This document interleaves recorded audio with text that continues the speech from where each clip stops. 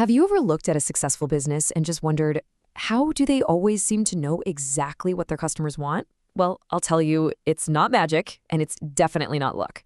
It's market research, the secret weapon for swapping out risky guesses for decisions backed by actual data. So let's break down how it all works. So why is this such a big deal? Because launching a new idea or product without any real information is, well, it's kind of like trying to navigate a maze while you're blindfolded. The stakes are just way too high. I mean, seriously, think about it for a second. You pour all your time, your money, your passion into what you think is a brilliant idea, only to launch it and hear crickets, silence, no demand. It is the one fear that keeps every entrepreneur up at night. And here's the tough truth. That nightmare scenario happens way more often than you'd think. And it usually boils down to one single, totally avoidable mistake: skipping the research. So let's talk about how to fix that. Okay, so if guessing is the problem, what's the solution? Well, this is where market research steps in to become your guide, your map for navigating the wild, sometimes crazy world of the modern market. So what is it really? When you strip it all down, market research is basically a structured way of listening. It's the process of gathering up information so you can understand what your customers really need, what your competitors are up to, and where your entire industry is heading. And let's be super clear. This isn't just some nice-to-have extra. It's absolutely non-negotiable. Think of it like this. It's a shield that helps you avoid making expensive mistakes. It's a treasure map that points out brand new opportunities you might have missed. And it's a megaphone that makes sure your marketing message actually hits home with the right people. So how do we actually get all this amazing data? Well, there are really two main paths you can take. First, you've got primary research. That's when you're the one doing the asking, with surveys or interviews. Then there's secondary research, which is where you use the work that's already been done, like digging into industry reports. Both are incredibly powerful. All right, now for the fun part, the practical side of things. Let's open up the toolkit and look at the actual techniques you can use to start gathering these game-changing insights right now. Here are 4 of the big ones. You've got surveys, which are awesome for getting broad data. We're talking numbers and stats. Then there are focus groups for when you want to dig deeper into the why behind those numbers. You should always be analyzing your competitors to find gaps in the market. And honestly, sometimes the best insights just come from watching how your customers behave in the real world. Now, this table here lays out the trade-offs perfectly.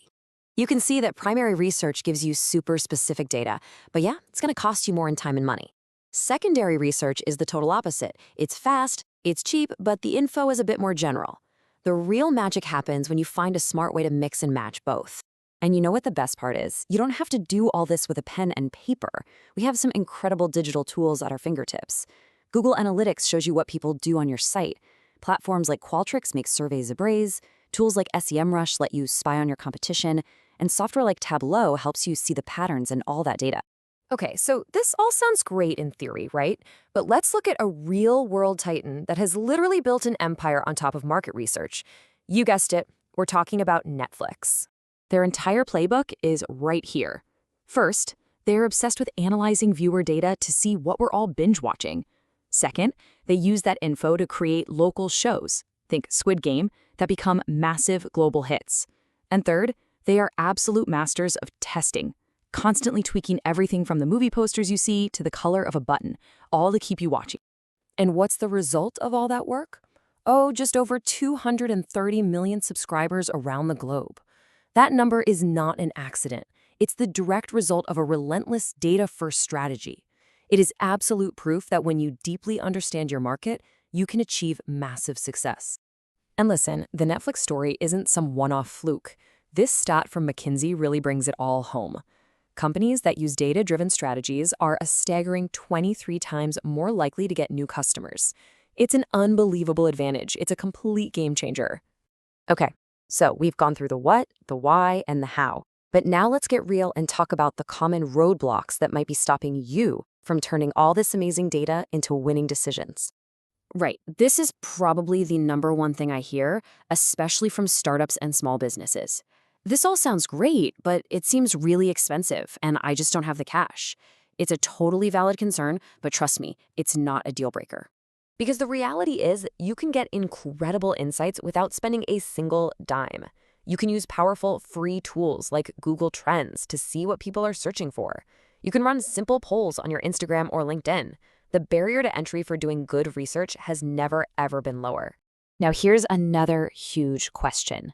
What if you do all this work, you collect all this data, but it's just wrong or biased? Making a big decision based on bad data can be even worse than just guessing. The key here is to not put all your eggs in one basket. Simple as that.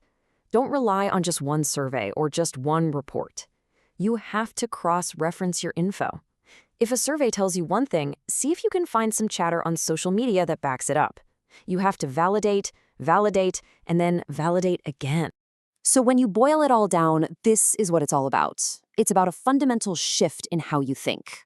It's moving away from just relying on gut feelings and risky assumptions, and instead building your business on a solid foundation of actual evidence.